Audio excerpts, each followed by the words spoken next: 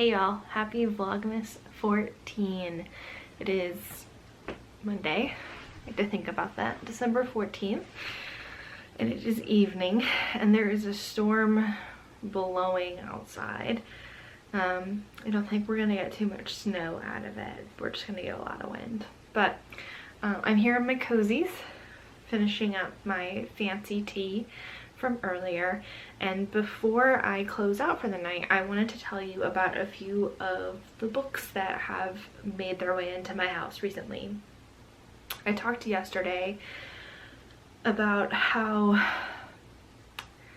out of abundance of concern for certain small businesses, I have been purchasing things I wouldn't normally in a normal year. And one of those small businesses is our local bookstore. Believe it or not, I typically prefer ebooks, but I really love our bookstore and I want them to keep going. So I have been buying more print books than normal, and print books is just librarian for the paper stuff. So I wanted to tell you about a few of the books that have come home with me recently. Okay, so the first is How Long Till Black Future Month by N.K. Jemisin, and this cover is so beautiful. This is a collection of short stories. N.K. Jemisin writes both fantasy and science fiction, and I believe these are all science fiction short stories in this collection. I've only read a couple of them, but if you like science fiction set in cities, about communities, about humans, this is a great collection of stories for you. Okay, a little bit different. I have Spoiler Alert by Olivia Dade. And this is a romance, and the hero is on a Game of Thrones like TV show, and the heroine is a well-known but anonymous fan fiction writer in the universe of his show, and he also secretly writes fan fiction, and they have a connection online, but they don't know who the other is.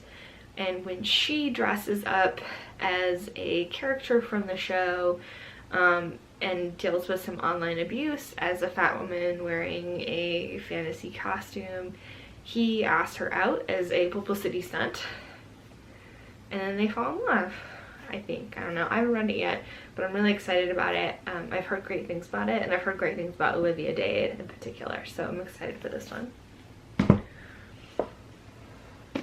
Also romance, but a YA one. You Should See Me in a Crown by Leah Johnson. So I bought this book for a student in one of my classes this semester. She wanted to do her book talk, her final book talk on this book, and she tells me it's great. I'm just happy she read a book. I'm happy when any of my students read a book, but I haven't read it yet. I'm not a big YA person, but this one seems like a lot of fun. The main character is a high schooler who wants to get out of her small town and wants to go to college, but some of her financial aid falls through. But she lives in a town that's like crazy for prom, and is it prom or homecoming? Prom. Crazy for prom, and the prom queen gets a scholarship, so she decides to run for prom queen. But then she meets the new girl who's her competition, and they fall in love. So it looks really cute. I love this cover so much. It's just so happy. So I'm excited to get to that one. And finally, I also have Harrow the Ninth by Tasman Muir. And this is the sequel to Gideon the Ninth. And it is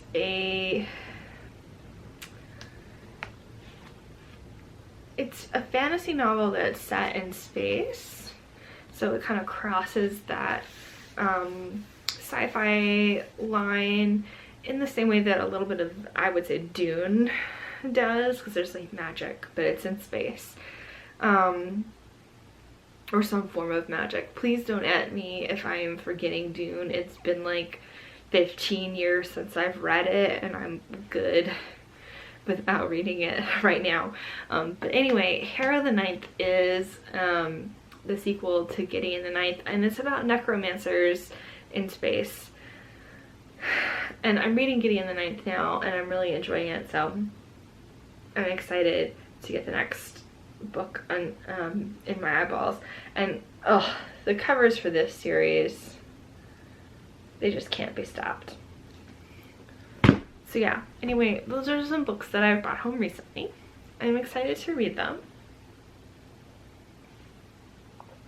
Unfortunately, because I've kind of gotten in the habit with ebooks. This is weird. I'm not good at reading print books anymore. I get repetitive stress injury pain in my wrist, mostly from knitting, and holding a book open is a lot more strain on that wrist than holding my e-reader is. So yeah, and just so you know, I have a Kobo e-reader. I own a Kindle also, but I'm mostly purchased through my Kobo, which is connected to an independent bookstore in Raleigh. I'm not supporting the evil empire as much as I can help it. But yeah, those are some books that I'm looking forward to. Do you like hearing about the books I'm reading? Let me know. I'd be happy to talk about them some more. But yeah, that's kind of it for this evening. I'm gonna wind down and get ready for bed now. Tomorrow will probably be my last day in the office until January.